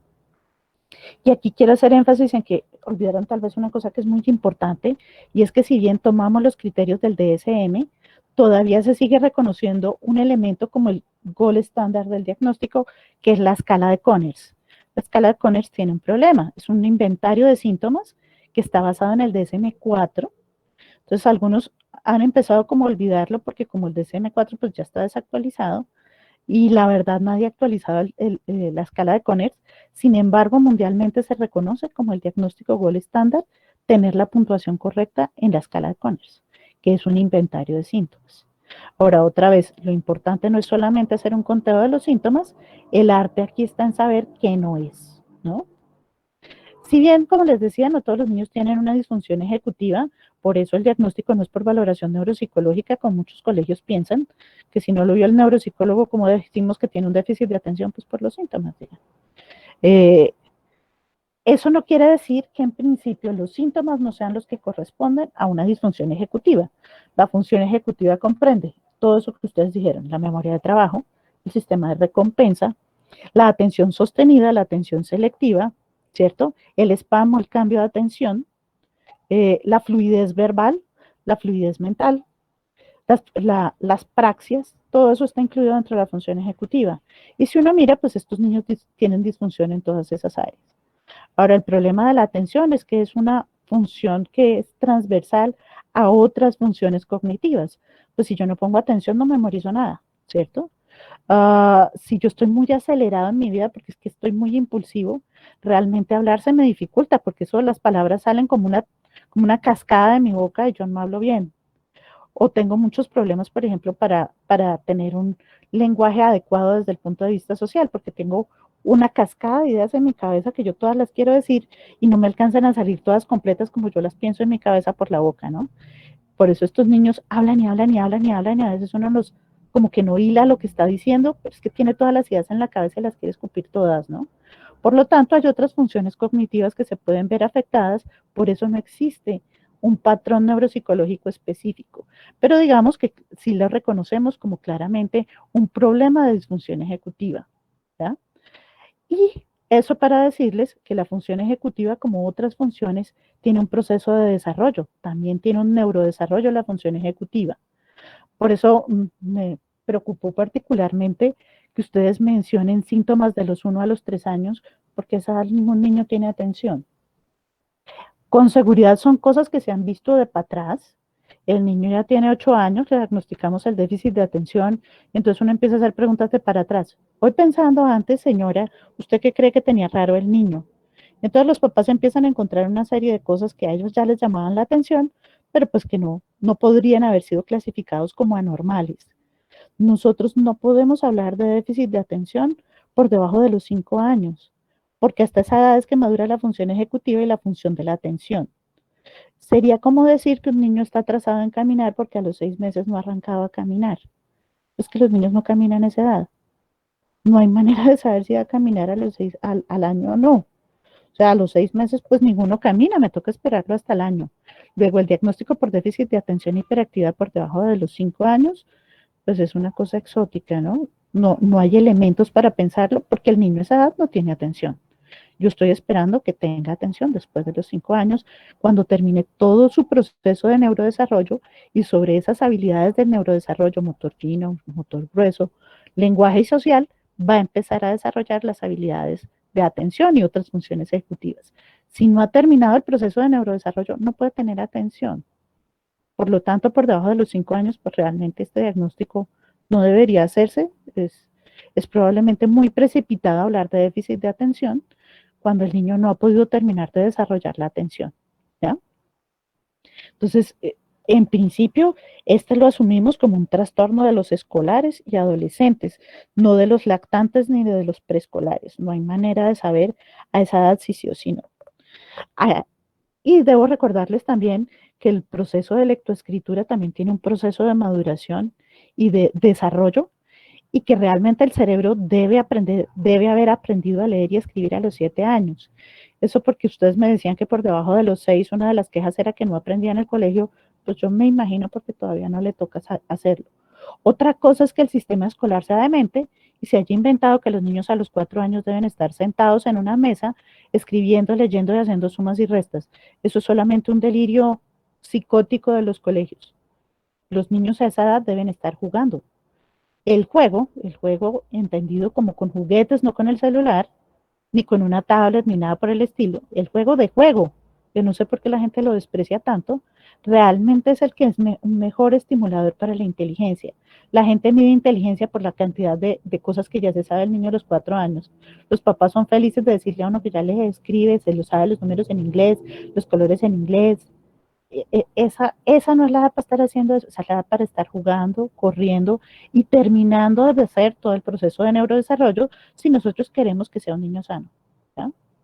Pero pues los colegios inventaron otra estrategia, eso ya se lo hemos intentado explicar al Ministerio de Educación, pero el Ministerio de Educación sigue creyendo que los niños pues deben ser muy precoces y leer a los 4 años. Luego, de hecho, esa es una de las causas frecuentes de pseudodéficit de atención, y es que claro, el niño todavía no tiene las capacidades porque está en proceso de maduración, pero le están exigiendo que lea y escriba, y pues el chino se descompensa. Ya hace un cuadro de ansiedad y eso se ve igualito con déficit de atención, ¿no? Entonces, ojo que por debajo de los 5 años, pues es muy difícil hacer ese tipo de diagnósticos. Es posible que sí lo vaya a tener. Y ese listado de síntomas con seguridad está construido basado en los niños que tienen el diagnóstico y mirado hacia atrás, los papás se acuerdan de esos síntomas. Pero eso no quiere decir que cosas como que no ponga atención a los 4 años sean un síntoma de déficit de atención, porque los niños a los 4 años no tienen atención. Valga decir, no puede haber un trastorno de la socialización a los 3 años, porque los niños realmente no socializan con nadie hasta los 2 años, y a los 2 años realmente lo que están haciendo es mirando al vecinito. Los niños por debajo de los 2 años dependen exclusivamente del adulto, que es el que le resuelve los problemas y el que le entiende. No estamos esperando que los niños socialicen entre ellos por debajo de los 2 años. Y de los 2 a los 3 años, lo que están haciendo es estar juntos para jugar, pero no juegan entre ellos. Realmente ese juego colaborativo por debajo de los 3 años tampoco existe. Ahí es cuando empieza a aparecer, pero no existe. Bueno, puede haber un trastorno de la socialización, o que me expliquen exactamente a qué llamaban ellos un trastorno del desarrollo social por debajo de los 3 años, porque pues los niños a esa edad no interaccionan con sus iguales. Los niños a esa edad dependen exclusivamente del adulto. Por eso ellos buscan al adulto, quieren jugar con el adulto, le llevan las ollitas al adulto, ¿cierto? Lo ponen a que coja el muñeco, porque ellos no necesitan es una persona que les entienda, les traduzca y les ayude a llegar a lo que ellos quieren. Otro niño no les va a entender y eso hace que sea mucho más difícil la interacción social, ¿ya? Entonces, en cuanto al diagnóstico, es muy útil apoyarse de la escala de Conners, que si bien es cierto, está desactualizada, sigue siendo en este momento reconocida como el gold estándar del diagnóstico. Y en cuanto al tratamiento, me quedé con una preocupación, discúlpeme doctor si soy suspicaz. Tengo la sensación de como usted nos presentó el tratamiento farmacológico, usted también está haciendo una resistencia al uso de los estimulantes y es el tratamiento de elección. Y la verdad es que para la mayoría de los medicamentos estimulantes no es cierto que generen dependencia, ¿ya? El problema es que nosotros le facilitamos esa creencia falsa a los papás. Los papás nos oyen diciendo a nosotros que pobrecito el niño, que cómo le van a poner Ritalina, que porque es que se va a volver adicto a la Ritalina, y de ahí para allá no hay papá que acepte el tratamiento, y es el tratamiento de elección. Si ustedes vieron su mismo flujograma, dices, busque las razones por las cuales no podría utilizar el estimulante, porque al final lo que debe utilizar es el estimulante. Luego, a menos de que usted tenga una clara contraindicación para usarlo, tiene que arrancar por el estimulante, ¿ya? Entonces, es muy importante que ustedes como médicos no se queden con creencias populares, como que eso los vuelve adictos, que eso les genera algún tipo de complicación, de adicción, porque eso no es real, por lo menos no para el metilfenidato y las presentaciones de metilfenidato de liberación sostenida. Existe una discusión al respecto si las dextroanfetaminas sí lo pueden producir. Parece que sí en población adolescente, pero en principio para la mayoría de los niños no producen ningún tipo de adicción. Sin embargo, por esa creencia popular, y digamos que es más una conducta basada en medicina, basada en la defensa del médico tratante, ¿no? Medicina defensiva que es muy mala para los pacientes, se ha decidido que si hay historia de adicciones, pues no se administre. Pero realmente una evidencia fuerte al respecto de que genere adicción u otro tipo de adicciones a otras sustancias, la respuesta es no. ¿Ya? Que en cambio sí se ha visto que un niño que recibe el tratamiento indicado en el momento indicado claramente reduce el riesgo de tener adicciones en su vida adolescente o adulto. Luego, lejos de producir las adicciones, lo que hemos encontrado es que el tratamiento bien puesto, porque ya vamos a hablar de eso, el tratamiento bien puesto evita tanto las adicciones como otras comorbilidades del déficit de atención. Y cuando me refiero al tratamiento bien puesto, significa que yo debo combinar el tratamiento ideal para un paciente, es la combinación de estrategias farmacológicas y no farmacológicas. Una pastillita sola no le resuelve el problema al niño. Una psicoterapia sola no le resuelve el problema al niño, ¿de acuerdo? Entonces, la verdad es que el tratamiento ideal es aquel que combine las dos estrategias. Ahora, Juan David les decía una cosa que es cierta, estos niños deben ser previamente sanos con un desarrollo en principio normal. Lo que sí conocemos como una comorbilidad de estos niños es que tienen una cosa que nosotros llamamos trastornos del desarrollo de la coordinación. Y estos niños son los que tienen algunas dificultades, comillas, motoras, en otras palabras, son chinos torpes, ¿cierto? Y se pueden beneficiar de otro tipo de intervenciones como la terapia ocupacional, por ejemplo. Aquí la psicoterapia no tendría tanto impacto hasta que yo no mejore las dificultades en coordinación. Entonces, digamos que por eso también esas estrategias no farmacológicas deben individualizarse dependiendo del paciente, pero el tratamiento ideal es cuando yo mezclo estrategias farmacológicas y no farmacológicas. Y la terapia farmacológica de elección de lejos son los estimulantes. En Colombia tenemos ya por primera vez, llegó el año pasado un derivado de dextroanfetamina, pero hasta el momento solo teníamos metilfenidato de liberación simple y liberación sostenida. Lo que se ha visto es que hay menos efectos adversos si yo utilizo el metilfenidato de liberación sostenida. Luego, digamos que el tratamiento perfecto de elección en un paciente que no tenga mayor complicación es utilizar metilfenidato de liberación sostenida, OROS, que es el que hay en Colombia, más psicoterapia, ¿ya? Como les decía Sofi, terapias como el biofeedback todavía siguen en experimentación.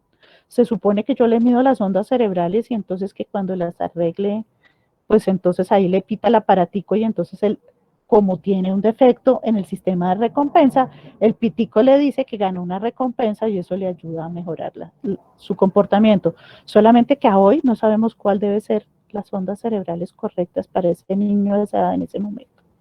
Eso todavía está en discusión, no existe un parámetro ni un patrón de ondas cerebrales que deba tener en ese momento esa edad en esa función. Por lo tanto, pues nosotros no entendemos muy bien todavía qué es lo que le pita y qué es lo que le tiene que cambiar, porque eso no está establecido, no existe un patrón electroencefalográfico característico. Entonces, digamos que por eso sigue siendo una terapia controversial. Ahora, entre el ensayo y el error y entrenar y entrenar y entrenar una función, con seguridad tiene que funcionar, pero eso mismo lo va a hacer la terapia cognitivo-conductual. Digamos que esta es una manera de instrumentalizar la terapia cognitivo-conductual, pero pues realmente en este momento todavía es motivo de muchas discusiones porque no han terminado de explicarnos cómo funciona y realmente qué es lo que quieren cambiar. Las terapias, los medicamentos no estimulantes tienen una baja respuesta.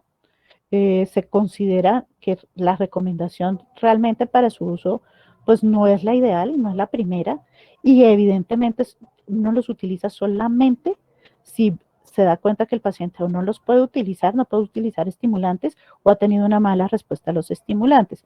Bueno, ¿y por qué no vamos a discutir con los papás si ellos ya oyeron a la cienciología, oyeron a los no sé qué cosas que hablan por todos los lados, a los antivacunas y entonces antimedicamentos, y pues ya no quieren el metilfenidato porque todo el mundo le habló terrible del pobre metilfenidato? Bueno, pues les damos gusto y utilizamos unos no estimulantes. Pero de lejos el tratamiento de elección es el estimulante. Valga decir que existe una guía de la Liga Internacional contra la Epilepsia que evaluó los tratamientos para déficit de atención en niños con epilepsia y no está contraindicado el metilfenidato. Sigue siendo el medicamento de elección en niños con TDA y epilepsia. No es cierto que esté contraindicado en convulsiones. La guía de la ILAE así lo confirma. El metilfenidato también es el medicamento de elección en niños con epilepsia. ¿Qué les faltó a ustedes una terapia no farmacológica que es fundamental o hacer más énfasis, que es la educación? Hasta que yo no entienda qué tiene el paciente, este niño es un perdedor, siempre pierde. La profesora no lo quiere porque no pone atención, le va mal en clase, los compañeritos no lo quieren porque se lo pasa englobado, porque es cansón, porque es intenso, porque es el más torpe y entonces no juega bien al fútbol, que mamera que me toque en el equipo, los primitos no lo quieren porque con lo cansón que es, llegas a destrozar todos los juguetes de la casa. ¿Quién lo quiere? No lo quiere nadie. Por eso les digo que la terapia no puede consistir en un refuerzo negativo, porque él ya vive en el refuerzo negativo. ¿Otra vez lo hizo mal? ¿Otra vez me trae una nota a la profesora? ¿Otra vez le tiró las notas? El pobre chino no hace nada bueno. Por eso su tratamiento debe ser basado en refuerzo positivo y no en negativo. Estos niños todo lo hacen mal. Son unos perdedores. Con un agravante es que si ustedes vieran una consulta a estos niños, es un memorial de agravios. Los papás vienen con todas las preocupaciones, vienen desesperados, lo quieren amarrar a una silla, lo quieren matar, están cansados de que los llamen del colegio y empiezan a olvidar las cosas buenas que tiene el niño. De hecho, me llamó la atención en el caso clínico que hubieran tantas cosas positivas del niño porque no es lo usual. En esta consulta usualmente los papás vienen con un listado extenso de todas las cosas malas que hace el niño y han olvidado todas las cosas buenas que tiene el niño, que es muy importante que se las recordemos. Luego, una de las cosas pilares fundamentales es que todos los que tengan relación con el niño, papás, parientes y profesores, entiendan en qué consiste el déficit de atención, que como ustedes decían inicialmente, no es que no quiera, no es que sea perezoso, no es que no le da la gana, no es que sea grosero ni malcriado, sino que en serio él no es capaz de controlarse, que su lóbulo frontal, que es quien le da el autocontrol y la regulación, pues no se ha madurado. Y hasta que esto no madure, pues él no va a ser capaz de hacer las cosas. Lo maduramos a punta de estímulo, con la parte de terapias, o lo maduramos rápidamente a expensas de medicación. No vean a la medicación como una cosa satanizada, eso es una falsa creencia. El tratamiento es bueno, en términos generales es seguro, no genera ningún tipo de adicción. Recuerden, es una anfetamina, luego no da sueños, es un clásico, ¿no? Van a dopar al niño, pues lo que hace es que se despierta, ¿no? De hecho, muchas veces lo que se interpreta como adicción es que otra cosa es que los chinos no son bobos. Imagínense, yo me porto terrible, me tiro todas las notas y nadie se mete conmigo el día que no me tomo la pastilla. Pero el día que me tomo la pastilla, pongo atención en clase, me porto bien, la profesora me felicita, saco 5 en la nota y los niños se meten conmigo. Adivine quién no va a dejar la pastilla. Ni que fuera bobo, yo tampoco la dejaba, ¿cierto? Porque si los niños se dan cuenta, el día que mi mamá me da esa pepa antes de irme para el colegio, oiga, ¿cómo me va de bien? Y el día que no me la dan, me fue como los perros en misa, no me la vaya a dejar de dar. Recuerdo un niño que era así, prométeme que le vas a decir a mi mamita que todos los días me dé la pastilla. Pero no es una adicción, es claramente una comprensión de que la pastilla le sirve para mejorar los síntomas. Y ellos empiezan a darse cuenta, relación causa-efecto, que el día que tienen la pastilla se portan mejor, evidentemente. Entonces, que eso no se interprete como una adicción. El chico mejora claramente y le va a ir mejor. Es más, a veces la utilizamos sencillamente para que le mejore la autoestima. En la medida que él encuentra cómo hacer un control de sus alteraciones, empieza a mejorarle la autoestima. Bueno, yo sí era capaz. Bueno, y entonces a mí sí me puede ir bien en otras cosas. Pero un pilar fundamental de este tratamiento, sin lugar a dudas, es la educación que hagamos con papás, familiares y con el colegio y los compañeros.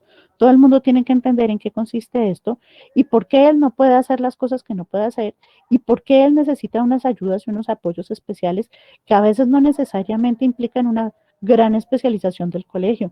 Cita un profesor que esté pendiente, como le digo yo a los papás, que como en el fútbol le haga una marcación cuerpo a cuerpo, que cuando lo vea pajareando, Juanito, ¿tú ya escribió?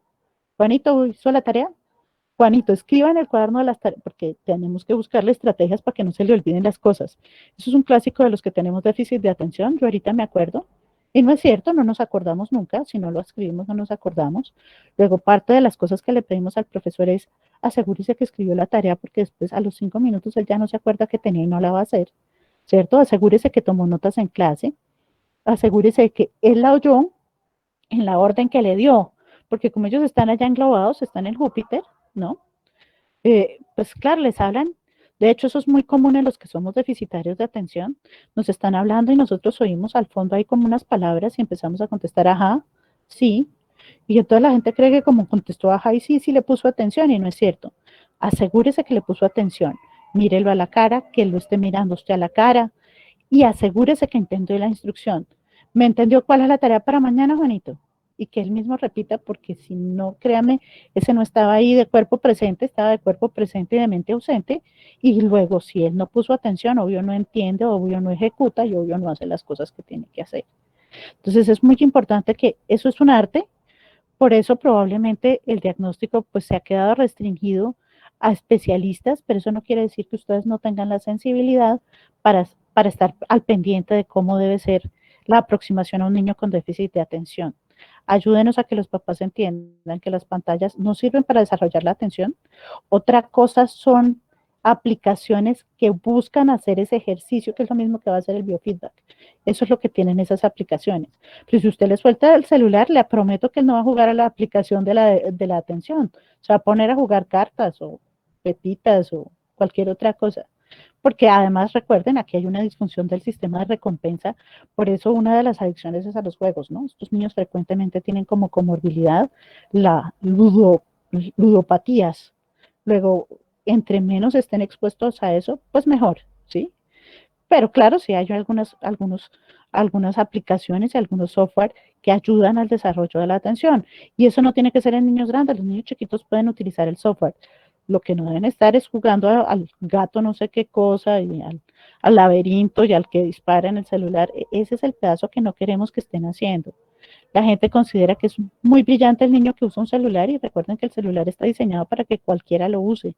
Eso no desarrolla la inteligencia, lo que pasa es que a nosotros nos parece una fantasía, pero realmente el celular, lejos de aportar algo, lo que hace es que el niño se distraiga, no logre desarrollar la atención, ¿cierto? Y además, evidentemente, tenga una exposición a pantallas que no le sirve para su desarrollo intelectual. Entonces, todo este tipo de cosas que son un poco de puericultura son importantes inculcárselas a los pacientes y que los papás reconozcan si realmente el niño tiene déficit de atención y que pidan una ayuda evidentemente profesional para que se haga un diagnóstico preciso y una intervención interdisciplinaria. Aquí todos tenemos un papel, los especialistas, los médicos generales, las terapeutas, las psicólogas, los profesores, todo el mundo tiene un papel fundamental en que este niño sea exitoso y pueda salir adelante con una dificultad que en muchos de los casos se mejora, siempre y cuando reciba el tratamiento correcto. Perdón que me extendí, pero quería dejar todas esas claridades. No, no pasa nada, doctora. Muchísimas gracias por las aclaraciones. Mil gracias, doctora. Y como ya todos deben tener hambre y sueño, pues ya es mejor que se vayan a dormir. Sin embargo, si hay algún entusiasta que todavía quiere hacer una pregunta, yo pueda respondérselas o los conferencistas la puedan responder con mucho gusto.